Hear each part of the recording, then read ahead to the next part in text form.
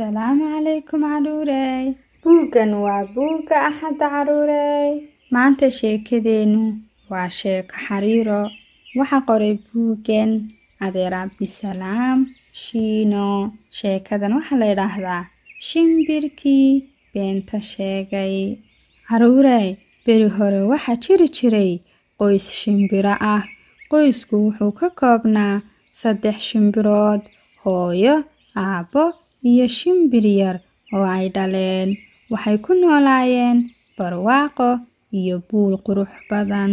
Caruurey, mar walba oo ay hooyada iyo aabbaha u baxaan bannaanka si ay wiilkooda yar ugu keenaan cunto, waxay hooyadu ku dhihi jirtay shimbirkeeda yar, hooyo, inta aan ka soo laabanayo ha u bixin keligaa bannaanka. Isaguna wuxuu ugu jawaabi jiray caruurey, haye hooyo macaan, uma baxaayo keligay bannaanka. caruurey, shimbirkii yaraa wuxuu keligii buulka ku dhex fikiraba. Maalintii dambe wuxuu isweydiiyey, haddii aan keligay bannaanka u baxo oo aan iska soo ciyaaro, maxaa dhici karaa? Caruurey, fakar dheer kadib wuxuu go'aansaday inuu baxo. Wuxuu ka degay buulkii ay deganaayeen, wuxuuna keligii u ciyaar doontay bannaanka. Hase yeeshee, nasiib wanaag wuxuu soo laabtay waalidkiisa oo weli aan ku soo laaban buulka. Caruurey, waxaa soo laabtay waalidiintii dhalay shimbirka yar. Hooyadiisa ayaa weydiisay oo ku tiri, hooyo, bannaanka miyaad aaday maanta? Caruurey, shimbirkii yaraa intuu fakeray ayuu yidhi, maya hooyo macaan, ma aadin bannaanka. caruurey, shimbirkii yaraa sidaas ayuu hooyadiis iyo aabbihiisba been ugu sheegay. Wixii maalintaa ka dambeeyey wuxuu bilaabay inuu keligii dibadda aado. Markii ay waalidkiisu weydiiyaan, bannaanka ma u baxday, wuxuu u sheegi jiray been oo wuxuu ugu jawaabi jiray, bannaan ma aadin. Sidaas ayay waalidkii ku qanceen oo u rumaysteen hadalkii wiilkooda yar.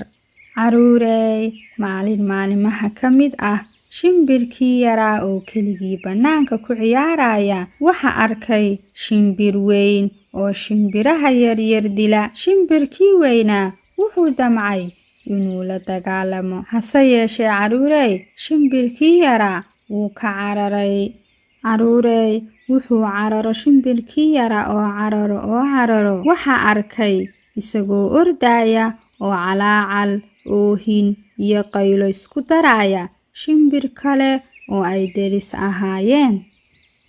Caruurey, shimbirkii ay deriska ahaayeen ayaa inta uu haaday oo uu duulay u tegay shimbirka yar waalidiintiisa, wuxuuna ku yidhi, waxaan soo arkay wiilkiinnii yaraa oo shimbir weyni dili rabo, ee ka gaadha oo ka celiya intuusan dilin ilmihiinna. nasiib xumo waxay ugu jawaabeen caruurey, shimbirka yar ee aad aragtay maaha wiilkeenna ee waa mid kale. Sababtoo ah wiilkeenna yar wuxuu noo sheegay inuusan weligiis keligii bannaanka aadin oo uusan ka bixin buulka, ee orod oo iska tag. Kadib shaqadoodii ayay iska sii wateen.